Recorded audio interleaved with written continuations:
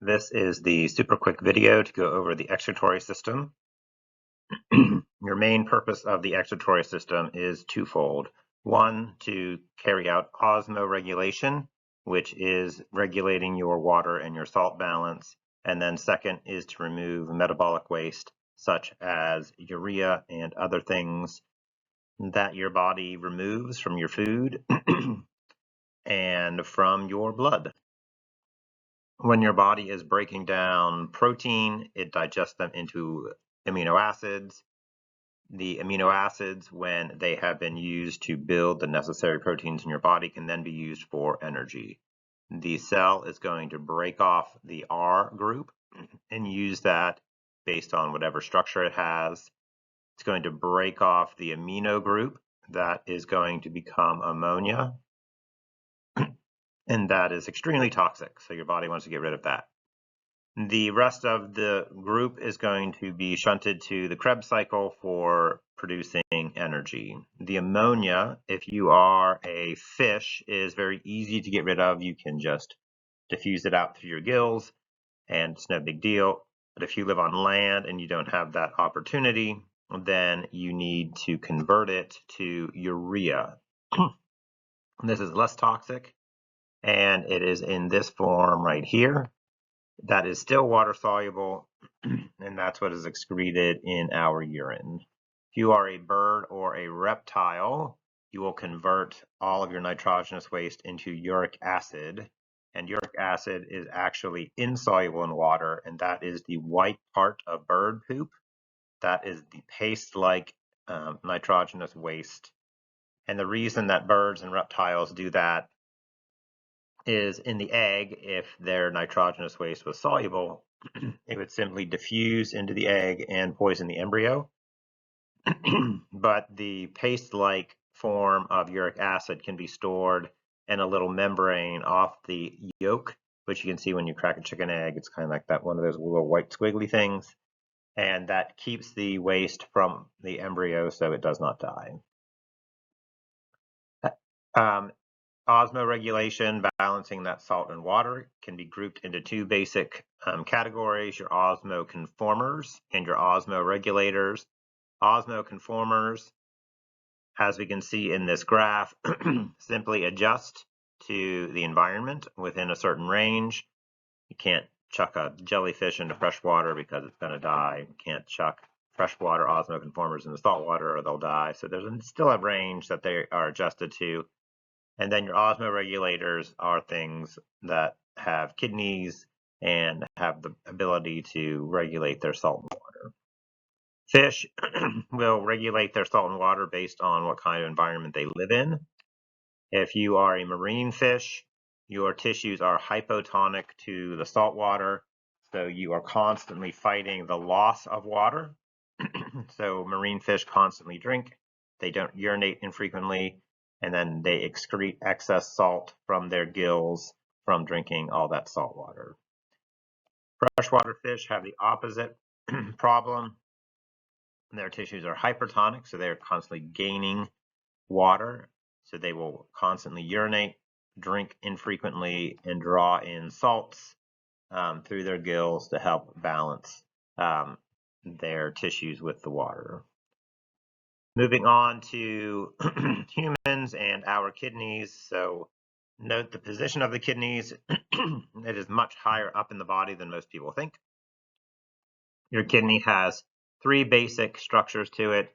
You've got this outer portion, which is called the cortex, the inner portion, which is called the medulla, and then you've got this renal pelvis right there. Your cortex and medulla are the parts that do the filtering, and then that passes the urine into the renal pelvis, which then pushes the urine to your bladder. In the cortex and the medulla, you have the filtration unit, which is called the nephron. The nephron looks like this. And what we see in the nephron is you've got this big tube that goes down and around. I don't know if you can see what I'm tracing. And on the picture, you can see these little branches coming off what is called the collecting duct.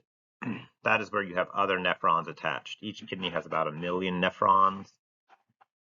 When we look at its structure, we've got lots of different kind of parts that do different things. These are just some basic kidney filtration facts about how much urine you typically produce, and that's about 1 milliliter a minute. You can take a pause and look at that. Your basic nephron structure, you've got Bowman's capsule. Think of that as a bowl that catches the filtration fluid from the blood. That's going to pass into the proximal tubule, and then down it goes into the medulla, which is that lower part of the kidney, into the loop of Henle, you have the descending loop and the ascending loop. And then we pass back up into the cortex to the distal tubule, and then into the collecting duct, which is again back in the medulla. This upper part, that basically filters out and reclaims the good stuff from the blood. And then your loop of Henle is going to do salt and water balance, and your collecting duct, that's kind of like where all the urine drains from each nephron and flows to the renal pelvis. The thing that we really need to look at in this is the way that the filtrate moves in the nephron. The filtrate is the fluid from the blood that gets excreted when the blood pushes into the beginning of the nephron. And what we see is when the blood comes in, it's going to go down the proximal tubule, down the descending loop, up the ascending loop to the distal tubule, and then into the collecting duct. Then the blood is going to move across like this. You can see the flow of the capillaries moving across the top. Then the blood goes down this way and then goes up along the descending loop. So this process where the blood and the fluid inside of the nephron are going the opposite directions, this is called countercurrent flow. So we can see here, this is the flow in the nephron.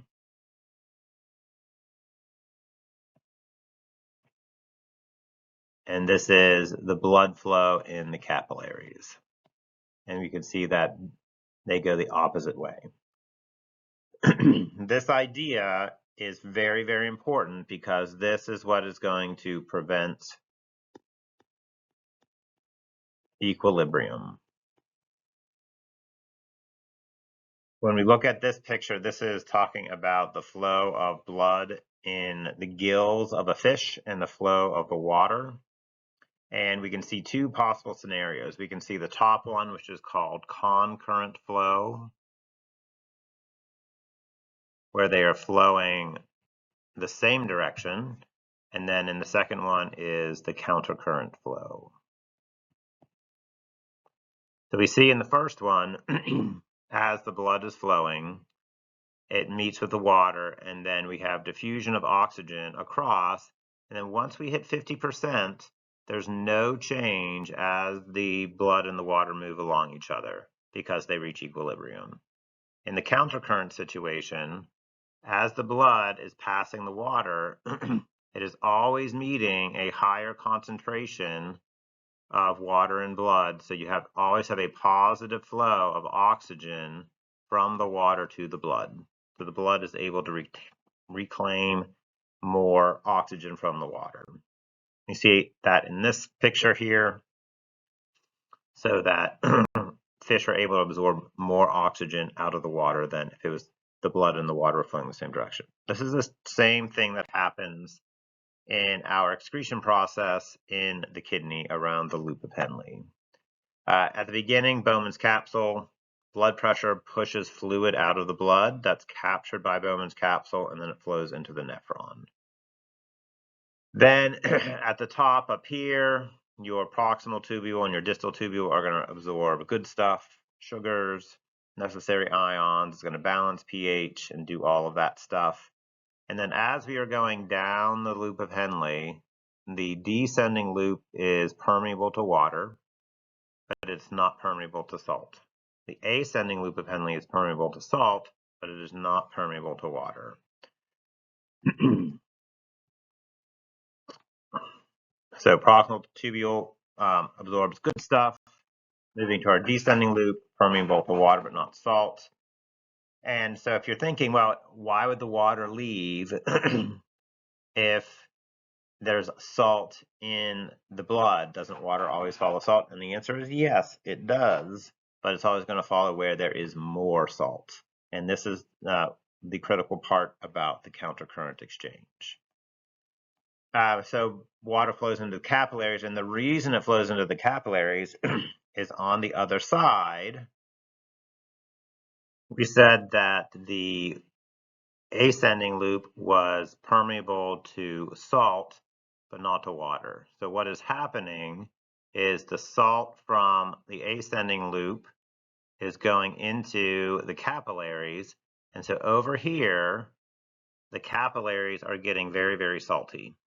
And then as the blood flows around and gets to the descending loop, water is going to flood into the capillaries, because now that the blood is saltier than the filtrate, water follows the salt. So it's important that when we talk about the ascending loop being permeable to salt, not to water, this is how the blood becomes saltier so it can pick up the water on the other side.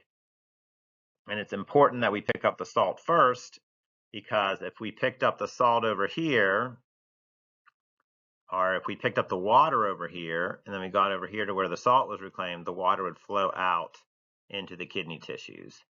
So what we want to happen is we want salt to exit, and then the capillaries pick up that salt. So when our capillary blood gets over here, the water that's in the filtrate will flow into the salt, and then the blood will continue flow back to the body, and then you have reclaimed both your salt and your water.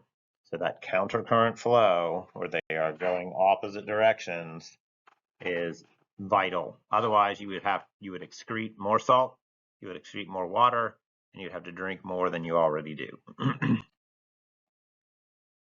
So this is the big part in this lecture that is kind of summing up the main part relating to cell transport and to osmosis and diffusion.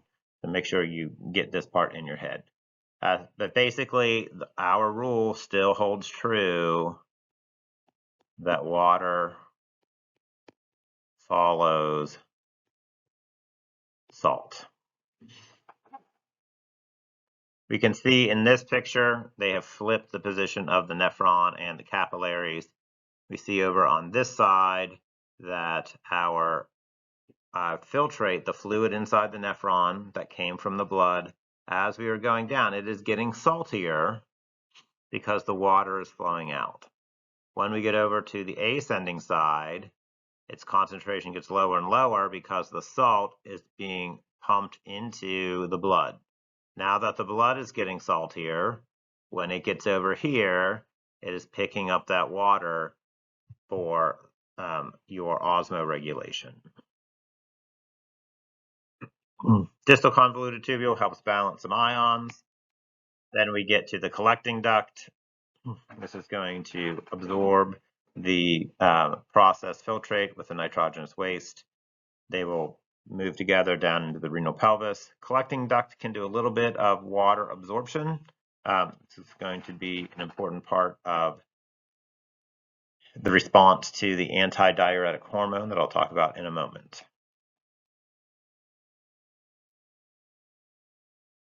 Antidiuretic hormone comes from your hypothalamus, and it is stored in your pituitary gland. So the part up here that we normally think about as your brain, that is your higher brain function. Your lower brain function down here, that is your autonomic stuff, heart rate, and hormones, breathing rate, etc. So the hypothalamus is also going to be in charge of sensing your blood osmolarity. So if your blood starts getting saltier, you haven't been drinking enough, ate too much salty food, maybe you've been sweating, but your saltiness of your blood goes up. That is sensed by the hypothalamus. That is going to secrete the antidiuretic hormone. The antidiuretic hormone will then travel to your kidney, and it will cause the collecting ducts to be more permeable to water, and that is because it is causing the collecting duct to create more aquaporins so the water can flow out of the collecting duct. Because the water is leaving, the urine becomes more concentrated and becomes darker. If you are drinking lots of water, then you will not produce the antidiuretic hormone and you will carry out diuresis, which is to pee a lot. ADH counters diuresis to conserve water, but some things called diuretics, like alcohol, will make you pee a whole lot more and dehydrate you. Caffeine, as I said in the neurotransmitter section of the nervous system, is a mild diuretic, but the amount of water you consume with your coffee is usually enough to offset that. Basic negative feedback loops, look at those. Same thing in a different form.